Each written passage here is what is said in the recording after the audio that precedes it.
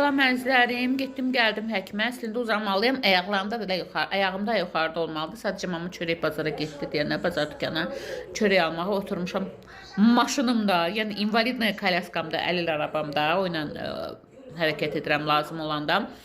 Getdim həkimə, dedi 5 qallıq parametrlə götürsək, ayağın hələ ki 3+4 qiyməti vermək olar. Gips boşaldıqca sarı. Ondan əlavə ayağını göydə saxla ki, qan sirkulyasiyası yaxşı olsun. İndi inşallah bir də 5-ci gün gedib rentgendən bir daha keçəcəm. Allahın köməkliyi ilə elə bu gipslə də qutararıq, əməliyyatlıq olmarıq. Çünki əməliyyat dəhşətdir. Məni gözə gətirənin gözü çıxsın.